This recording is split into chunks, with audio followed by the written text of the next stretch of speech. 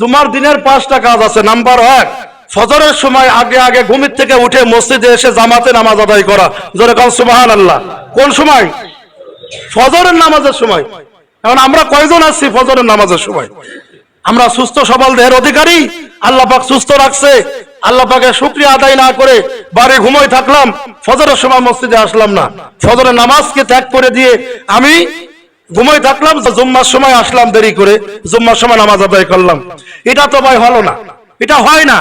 জুম্মার দিনের কাজ 5টা, তার মধ্যে 1 নাম্বার যে কাজ সর্বপ্রথম, সে কাজটা হলো জুম্মার দিন ফজরের নামাজের সময় আগে আগে মসজিদে এসে জামাতে শরীক হওয়া। জোরে কান সুবহানাল্লাহ। নাম্বার 2 হলো নিজে জুম্মায় আসলেন, এই জুম্মায় আসার আগে উত্তম রূপে গোসল করে মসজিদে আসা। এর ফজিলত আছে, খেয়াল করে শোনেন।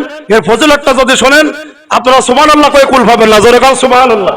শুধু শোনেন খেয়াল দিয়ে, আর মুখস্থ করেন, একটু বাড়ি নিয়ে যায়েন, এই জায়গায় ফেলাই রাখে যায়েন না ভাই।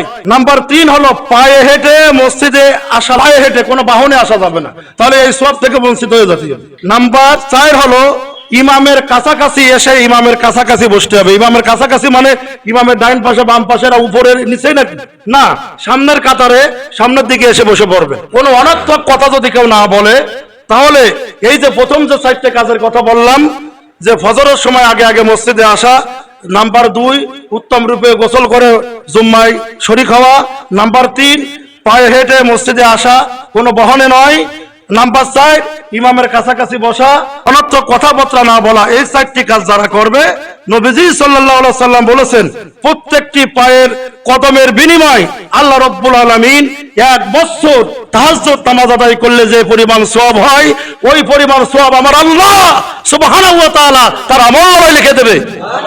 সুবহানাল্লাহ বলে কি কুল পাওয়া যাবে? আছে নাম্বার 5, সেটা হচ্ছে জুম্মার দিনে বেশি বেশি দোয়া করা। এই কাজ যারা করবে, নবীজি সাল্লাল্লাহু আলাইহি সাল্লাম বলেছেন, প্রত্যেকটি পায়ের কদমের বিনিময় আল্লাহ রাব্বুল আলামিন 1 বছর তাহাজ্জুদ নামাজ আদায় করলে যে পরিমাণ সওয়াব হয়, ওই পরিমাণ সওয়াব আমার আল্লাহ সুবহানাহু ওয়া তাআলা তার আমলনামায় লিখে দেবে।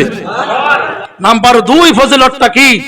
1 বছর নফল রোজা আদায় করলে যে পরিমাণ সওয়াব হয়, ওই পরিমাণ সওয়াব আমার আল্লাহ সুবহানাহু ওয়া তাআলা প্রত্যেকটি কদমের বিনিময়ে আল্লাহ পাক লিখে দেবে। জোরে কান সুবহানাল্লাহ।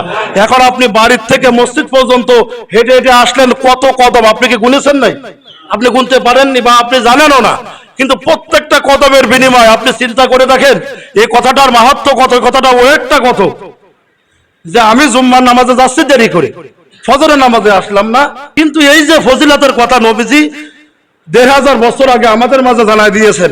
সুতরাং আমরা কি নিয়ত করতে পারবো না যে জুম্মার দিন অত্যন্ত আগে আগে মসজিদে আসা?